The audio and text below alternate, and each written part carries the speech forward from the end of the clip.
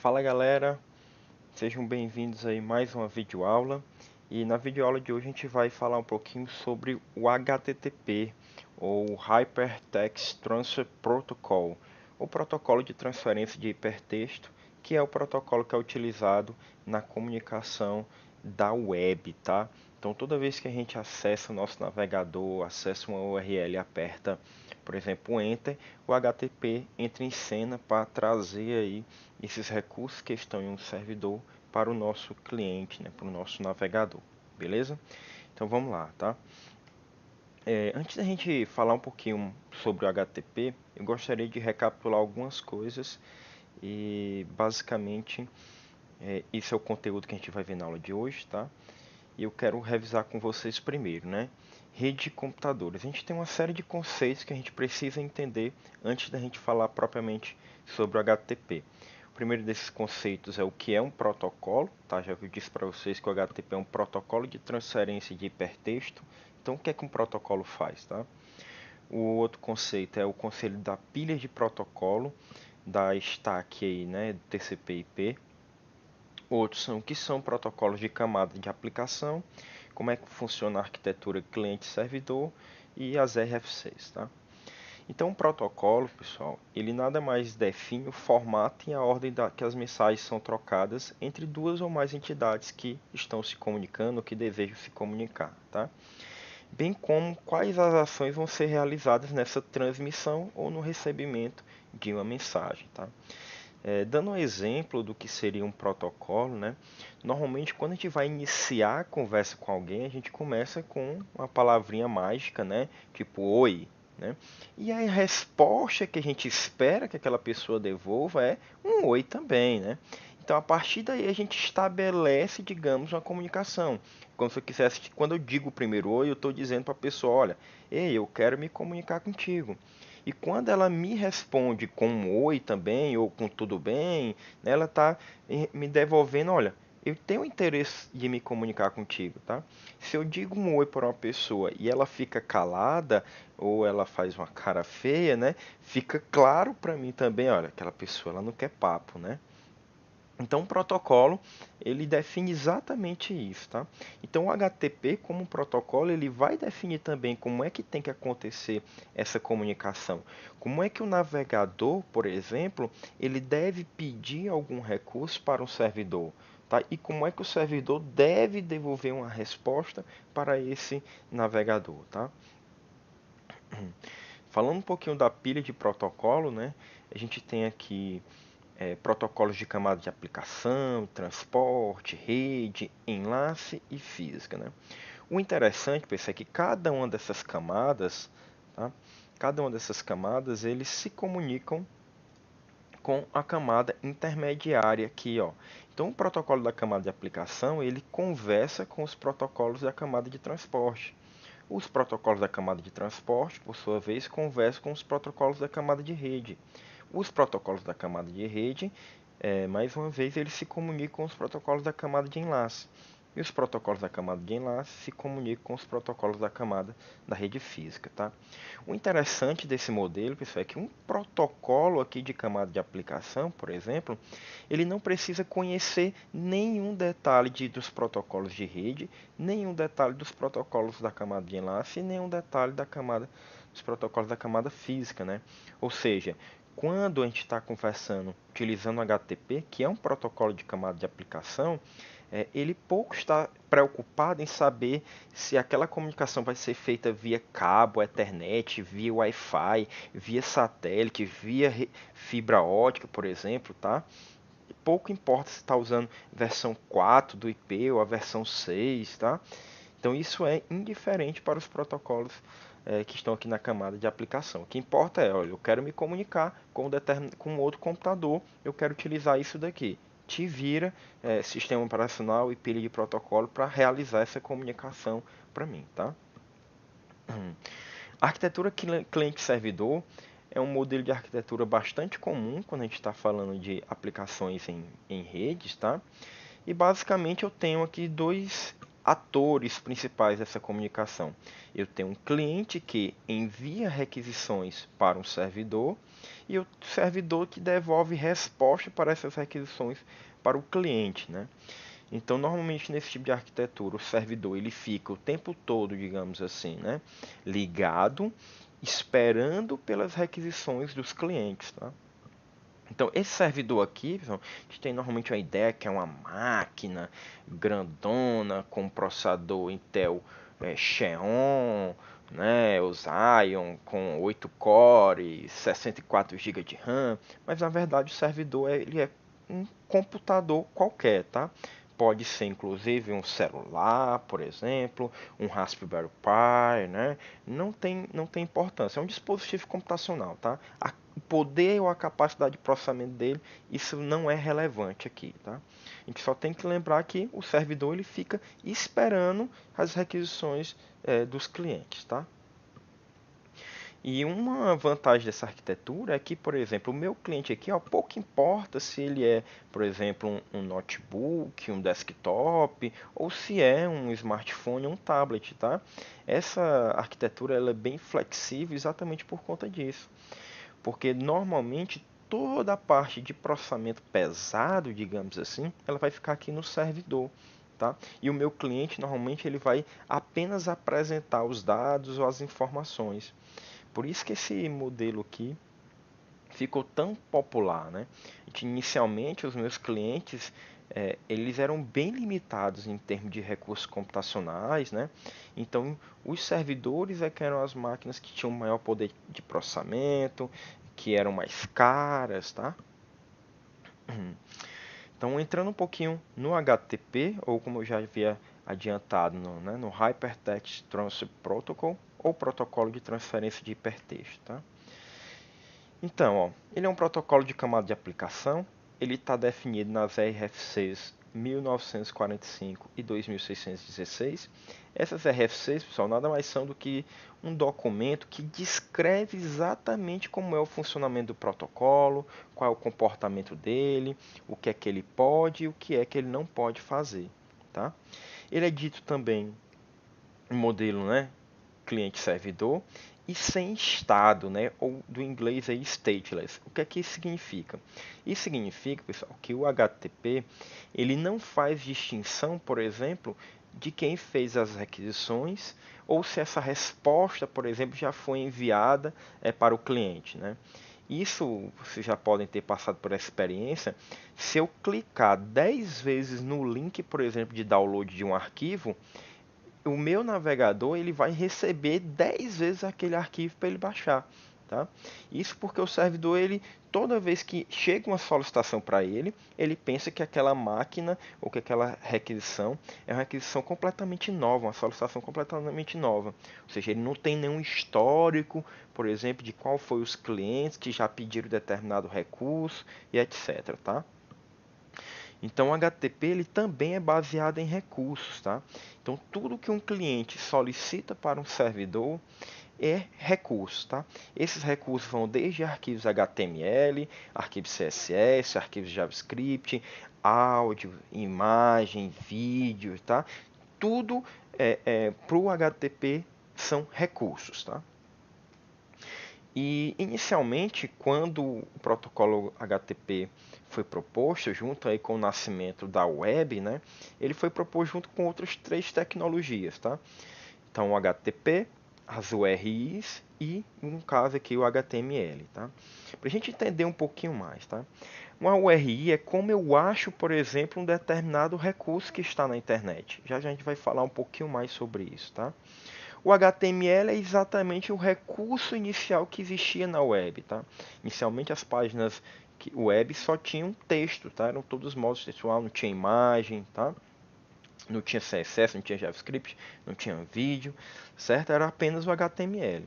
Então, HTML é o conteúdo, a URI é como eu acho ou como eu encontro esse conteúdo na web, e o HTTP é exatamente como eu trafego esse documento HTML que está lá no meu servidor, por exemplo, para o meu cliente, aqui no caso, o navegador, tá? Então, inicialmente, a internet que a gente tanto ama era formada por essas três tecnologias. Hoje a gente sabe, né, que a gente tem muitos outros tipos de recursos que podem ser servidos por um servidor web. Falando um pouquinho aqui sobre uma URI, ó, uma URI ela é composta, ó, por esses elementos aqui, ó. Eu tenho aqui em vermelho, ó, HTTP dois pontos, barra, barra. Isso quer dizer qual protocolo de comunicação que eu vou utilizar. Existem outros protocolos de comunicação quando a gente está falando da internet, tá? Tem, por exemplo, FTP, SSH, DNS, tá? Então, o HTTP dois pontos, barra, barra aqui da minha URI, ele se diz exatamente qual protocolo de comunicação que vai ser utilizado, tá? Google.com é o host ou domínio da minha aplicação. O host porque eu posso trocar esse google.com por um endereço IP, tá? Ou seja, o endereço que minha máquina ou da máquina que eu quero acessar. 2.80 é a porta ou socket que eu quero me conectar. Então, o computador também ele só possui um endereço IP, mas ele possui várias portas de comunicação. Tá? Então, dessa forma, eu posso ter que vários processos que estão executando em um computador, eles possam se comunicar através da internet. Tá? Por padrão, o protocolo HTTP utiliza a porta 80. Por isso que a gente não é tão comum assim a gente digitar google.com 2.80, né? Por quê? Porque quando a gente não coloca a porta padrão do protocolo HTTP é a porta 80, tá? Esse barra search aqui, no caso, ele vai ser o path ou a URL que eu quero acessar, tá? Ou seja, qual caminho, qual recurso que eu desejo acessar. Tá? E tudo que eu tiver aqui depois do meu caminho, que começar aqui com interrogação e aí tiver qualquer informação, a gente chama isso de query string. Nesse caso aqui, nessa query string, o que eu estou dizendo, olha, eu tenho um parâmetro chamado que, ou uma variável, digamos assim, chamado que ele está recebendo o conteúdo IFP. Tá? Então, se a gente acessar essa URL aqui no nosso navegador, a gente vai, por exemplo, para a página de busca do Google e a gente vai ter, por exemplo, realizar uma consulta, né, sobre o termo aqui IFP. Vou dar um exemplo aqui para vocês. Ó. Então, se eu acessar aqui, né, ó, www, nem preciso www, né, google.com barra search interroga que igual a IFP. Tá? Então eu não precisei nem colocar o protocolo HTTP aqui, porque como o meu navegador, né, ele é, digamos assim, por padrão, o meu processo que se comunica via HTTP, né, então é como se fosse o protocolo padrão dos navegadores. Então não é obrigatório não colocar o protocolo ou o esquema que vai ser utilizado, tá? E aqui também, ó, eu estou omitindo também, né, qual a porta que eu vou utilizar. Então ele vai tudo utilizar os valores padrões para mim, tá? Então se eu acesso isso, ó, eu tenho aqui uma resposta, né, um retorno de um servidor do Google, devolvendo aqui as páginas, né, que tem na internet, que ele indexou, que possuem aqui alguma relação com a palavra-chave IFP, né? Então beleza. Voltando aqui para a apresentação. Dentro do HTTP, pessoal, a gente tem as mensagens de requisição, mensagens de resposta e os tipos de conteúdo que a gente devolve em uma resposta. Tá? A gente vai entrar agora nas mensagens de requisição do HTTP. Toda mensagem de requisição do HTTP ela é formada por um método, que eu vou já falar mais um pouquinho sobre eles. Eu tenho um espaço em branco, a URL que eu desejo acessar, um outro espaço em branco e qual a versão do protocolo HTTP que eu estou utilizando. Tá? Isso eu chamo de linha de requisição. Após essas três informações, a gente tem uma quebra de linha, um barra N, né? E aqui eu tenho um conjunto agora de cabeçalhos. Esses cabeçalhos são opcionais, tá? E eles utilizam a seguinte regra, é sempre assim, ó, nome do cabeçalho, dois pontos, e o valor do cabeçalho. Nome do cabeçalho, dois pontos, e o valor do cabeçalho, tá? Após essa linha de cabeçalho, eu tenho aqui uma sequência de duas quebras de linha, e após eu tenho um corpo da mensagem, ou seja, quando meu cliente ele quer enviar alguma informação para o meu servidor web. Normalmente aqui no corpo da mensagem vai, por exemplo, o conteúdo de formulários que eu preencho. Tá? Então, se eu digitar, quando eu digitei lá no meu navegador, né, google.com/search interroga q igual a ISP, o que o meu navegador fez foi mais ou menos o seguinte, olha, ele criou uma mensagem HTTP nesse formato aqui, olha, o método que eu estou utilizando para acessar esse recurso é o método GET, a URL do recurso que eu quero acessar é essa, tá? A versão do protocolo HTTP é a versão 1.1 e eu tenho aqui alguns cabeçalhos, por exemplo, ó, eu aceito qualquer tipo de conteúdo, tá? Esse accept me diz exatamente isso. Esse conteúdo ele pode ser codificado nesses algoritmos aqui. Então, para economizar largura de banda, normalmente os servidores web eles comprimem a resposta, né? Eles utilizam algum algoritmo de compressão antes de enviar essa resposta para os usuários. Então, no caso, o que, é que eu estou dizendo aqui? Olha, tu pode comprimir essa resposta utilizando um desses algoritmos aqui, ó, o gzip, deflate ou compress, tá? O host que eu quero acessar é o www.google.com, tá? E aqui o meu user agent que eu estou utilizando é o http barra 0.8.0. Esse user agent normalmente é utilizado para dizer qual o navegador que está sendo utilizado. Eu não sei se vocês já passaram por essa experiência, mas em alguns sites, quando a gente quer fazer algum download, por exemplo, de um arquivo, né? Aí ele já mostra, por exemplo, qual a versão do arquivo certo para aquela versão do nosso sistema operacional, né? Então ele já consegue detectar que eu estou, por exemplo, utilizando o Windows, ou que eu estou utilizando o Linux, e que eu estou utilizando o Windows de versão 64 bits ou versão 32 bits, né? Então como é que os servidores ou os sites sabem dessa informação? Porque essa informação é enviada aqui no meu user agent, tá? É, Falando um pouquinho sobre os métodos do HTTP, os navegadores basicamente implementam apenas dois métodos, o método GET e o método POST. Mas existem vários outros métodos que são utilizados, tá, pelo protocolo HTTP. E esses métodos também são chamados de verbos, às vezes, né, verbos HTTP. Tá? Então, por exemplo, o head aqui é quando eu quero obter apenas as informações de cabeçalho. Eu não estou interessado, por exemplo, no corpo da minha mensagem. Tá? O put e o pat normalmente são utilizados quando a gente quer alterar recursos que já existem, né? Fazer só atualizações em recursos que já existem lá no meu servidor. O delete para me deletar algum recurso que já existe. O método get para me solicitar algum recurso que já existe. E o método post normalmente quando eu quero criar um novo recurso, tá, no meu servidor. Então, dando um exemplo aqui, ó, por exemplo, quando a gente acessa lá o Google e pega as páginas, né, ou pega as informações, a gente utiliza o método GET.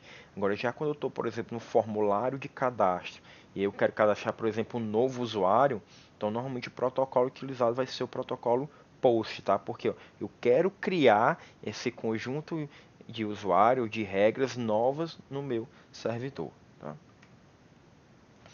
Então, agora que a gente vê as mensagens de requisição, vamos ver as mensagens de resposta. As mensagens de resposta do HTTP, elas possuem um formato semelhante às mensagens de requisição, tá?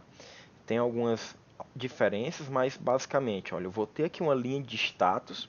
Essa linha de status vai me informar quão bem sucedida foi essa resposta ou não.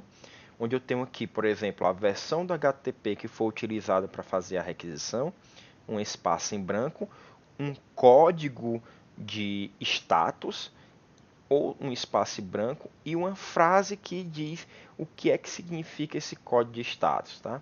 E a gente vai entender um pouquinho mais sobre isso.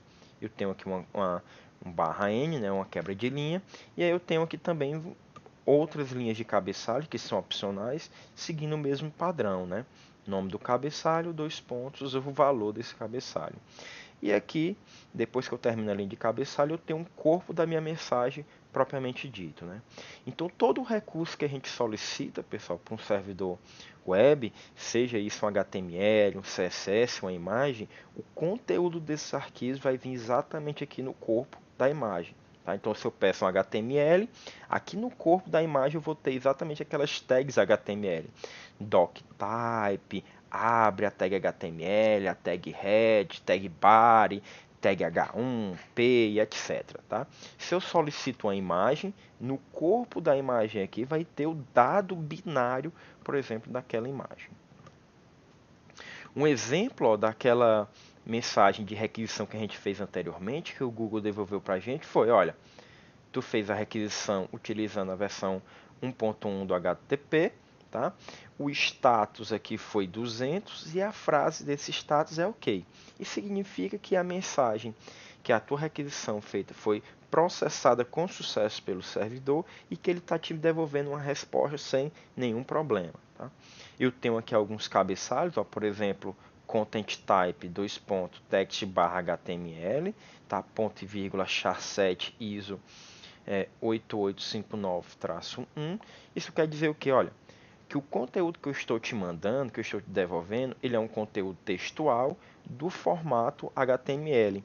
Então, uma vez que o navegador ele olha essa informação de conteúdo, ele, rapaz, então isso aqui é um HTML, né? Então eu vou desenhar essa página HTML. E aqui está dizendo qual o char7 ou qual o conjunto de caracteres que está sendo utilizado. Por exemplo, esse conjunto de caracteres ISO 8859-1 é um conjunto de caracteres que possui acentuação, cedilha, normalmente utilizado na Europa e no Brasil. Tá?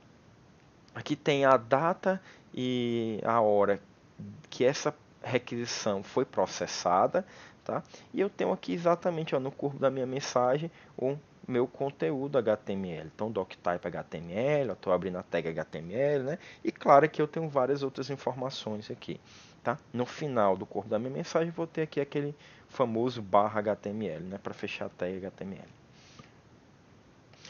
Falando sobre os status do HTTP, né, coloquei aqui alguns status que são mais utilizados. Por exemplo, eu tenho um código 102 que significa, né, processando, tá? E esse tipo normalmente do código que começa com 100 alguma coisa, ele é um tipo de informação, né? Então, por exemplo, quando a gente está enviando um arquivo ou um vídeo para um YouTube, por exemplo, o servidor ali, toda vez que ele recebe um pedaço do nosso arquivo, ele devolve, por exemplo, para o nosso navegador o código 102, dizendo, olha, eu estou processando isso que tu está me mandando, está dando certo, vai mandando aí, tá? O código 200 com a frase OK significa uma mensagem de sucesso, tá? Então todos os códigos 200 significam sucesso. Então, no caso aqui o 200, que é um código mais utilizado, significa que a requisição foi processada e foi gerada uma resposta com sucesso, sem nenhum problema, sem nenhuma treta, digamos assim. Tá? O código 301 significa a frase, né, movido permanentemente, e o tipo dele é um tipo de redirecionamento. Então, todos os códigos também que começam com 300 e alguma coisa, eles significam redirecionamento. Tá? Então, por exemplo, quando a gente acessa o google.com, normalmente a gente é redirecionado para uma página google.com.br, tá? Para o domínio da onde essa requisição está partindo. Se está partindo do Brasil, vai para o google.com.br. Se está partindo lá dos Estados Unidos, vai só para o google.com. Né? Se está lá na Inglaterra, vai para o google.com.uk. Né? Então, sempre que a gente quiser fazer um redirecionamento, a gente vai utilizar o 301 ou o 302. Sendo que o 301 ele é um redirecionamento que a gente pode dizer que é permanente. Uma vez que o navegador faz uma requisição para algum recurso e ele o servidor devolve uma resposta com o status 301, o navegador é como se ele pudesse guardar essa informação, porque agora ele sabe que sempre que ele pedir pelo aquele determinado recurso, ele vai ser redirecionado para aquele outro local, tá? O 404 é o not found, né, ou não encontrado, que significa um erro no lado do cliente, né? Então, se eu acessar aqui, por exemplo, alguma página do Google que não exista, tá? O Google ele vai me devolver aqui um 404. Tá? Então ele até bota aqui, ó, 404, né? E ele fala, ó, essa URL ela não foi encontrada no nosso servidor, tá? Então provavelmente foi tu aí, o cliente, que fez uma solicitação errada, tá? E o código 500, que tem a frase, né, internal serve erro, que é um tipo de informação que normalmente significa que aconteceu algum erro e o erro foi no lado do servidor. Então, por exemplo, o nosso servidor ele pode estar congestionado, ou o nosso processo que está rodando aquele servidor ele pode ter caído, né? E aí um erro acontece no lado do servidor. Não foi o cliente, por exemplo, que errou a aquisição, tá? Foi algum problema no lado do servidor. Então a gente viu, né, as mensagens de requisição, mensagens de respostas e falando um pouquinho sobre os tipos de conteúdo, tá? Os tipos de conteúdo do HTTP, eles vão dizer para a gente, eles nada mais são do que um cabeçalho, tá? Cabeçalho content type, que vai vir na resposta de uma mensagem HTTP, mas eles vão dizer para o meu cliente como que ele deve se comportar. Por exemplo, o tipo de conteúdo bem comum que a gente acaba recebendo é o text/html, né? Informando para o navegador que aquele recurso é um recurso textual no formato HTML. Então, meu navegador ele vai desenhar, por exemplo, quando ele achar um H1, em vez dele exibir o texto H1, ele vai desenhar, por exemplo, um título, né, na minha página.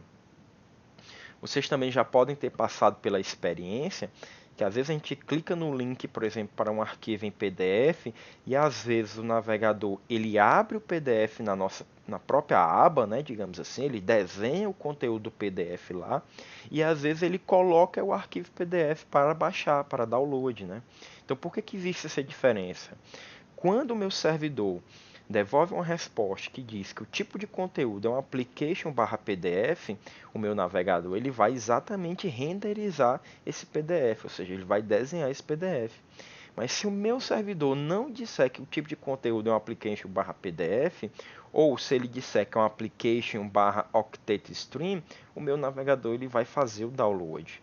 Tá? Então, sempre que a gente quiser, por exemplo, fazer ou forçar que o usuário faça o download de algum conteúdo, eu posso devolver que o tipo de conteúdo daquele recurso é um application/octet stream. Tá? Então, basicamente para cada tipo ou para cada formato de mídia, eu tenho aqui um tipo de conteúdo associado, né? Então, por exemplo, se eu quero ouvir, eu quero requisitar um áudio, um MP3, por exemplo, eu tenho um tipo de conteúdo aqui, ó, áudio/MPEG, tá? Se eu quero acessar uma imagem, então eu tenho aqui o image/png, né, ou image/jpeg. Se eu quero acessar um vídeo, por exemplo, em MKV ou em MP4, eu tenho aqui vídeo/xmatroska, que é o MKV, e o vídeo/MP4 para um conteúdo que está em MPEG versão 4, tá? Então, para cada tipo de mídia, eu tenho normalmente um tipo de conteúdo associado, e esse tipo de conteúdo é que diz para o meu navegador como ele deve se comportar quando ele recebe esse conteúdo, beleza? Então, pessoal, tenho aqui algumas referências, tá, para vocês. Um livro bem legal é o livro do Kurose e do Ross, né? Já tem uma edição mais nova, tá certo? É um livro que vocês acham comumente em bibliotecas de faculdade, universidade, tá? Um livro bem conhecido. É um livro bem didático, ele é um pouco prolixo, né? Um livro grande, mas é um livro bem legal, uma leitura bem gostosa, tá? Eu estou colocando aqui alguns links também sobre as RFCs, W3C, né? E da Wikipedia aqui para vocês verem como é que funciona um pouquinho mais o protocolo de transferência de hipertexto, tá? Então, pessoal, é isso. Se vocês gostaram aí, né? Deixem aí suas dúvidas, críticas ou sugestões. Dê o likezinho aí no vídeo. Compartilhe com os amigos e clica no sininho aí para receber as notificações, viu? Valeu!